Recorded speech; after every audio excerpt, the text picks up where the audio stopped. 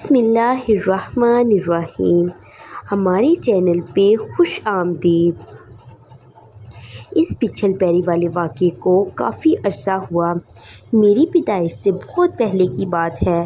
میری 2 بہنیں اور 2 بھائی مجھ سے بڑے ہیں۔ امی کو اس دوران ایک دفعہ نانا ابو نظر آئے۔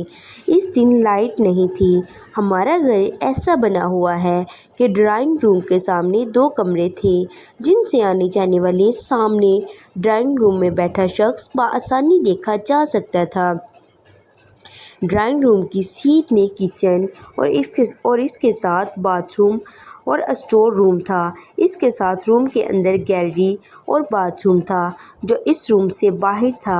اسٹور روم کی کھڑکی گیلری میں کھلتی اور دوسرے روم میں گیلری کا دروازہ ایک جالی والا اور ایک لکڑی کا دروازہ تھا جو سردی میں ہوا کو روکتا تھا۔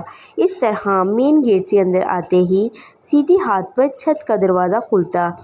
چھت کھلی تھی، پھر لمبی انٹریس جہاں بائک یا کار کھڑی کرنے کی جگہ رہی۔ الٹے ہاتھ پر ڈرائنگ روم کا دروازہ جو مرد حضرات، ابو یا بھائیوں کے دوستوں کے لیے کھلتا۔ اس کے ساتھ گھر کے اندر آنے کے لیے ایک لکڑی اور جالی کا دروازہ، ساتھ کھڑکی۔ اس دروازے سے اندر الٹے ہاتھ میں ڈرائنگ روم کا دوسرا دروازہ تھا۔ اس گھر کی ڈیکوریشن ابو نے خود کی تھی اور خاندان والوں میں ہمارا گھر خوبصورت اور پراسرار مشہور تھا۔ کوئی بھی مہمان ہمارے گھر میں رہنے کو زیادہ ترجیح دیتے۔ امی نے کچن میں موم بتی جلا دی جس سے صحن روشن ہوا اور امی ڈرائنگ روم میں آ گئی جہاں بچے سو رہے تھے۔ امی کی نظر گیلری والے کمرے کی طرف اٹھی۔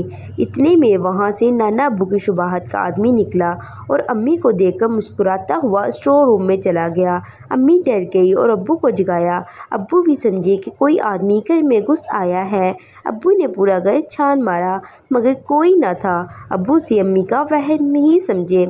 اس کے کچھ دن بعد دوپہر کو بچے مدرسہ چلے گئے۔ امی اور مجھ سے بڑا بھائی اس وقت 4 ماہ کا تھا، اکیلے تھے۔ امی بھائی کو سلاتے خود بھی سو گئی۔ خواب میں دیکھتی ہیں کہ امی روڈ میں کھڑی ہیں اور کوئی آ کر آدمی ان سے کہتا ہے کہ رافعہ، میری بڑی بہن، کو کوئی بندہ لے کر جا رہا ہے اپنے ساتھ۔ امی پریشان سی بہن کو ڈھونڈنے لگی کہ سامنے بہن کسی بزرگ کے ساتھ جا رہی تھی۔ امی بھاگ کر اس تک پہنچی جاتی ہے کہ وہ بزرگ پلٹتا ہے۔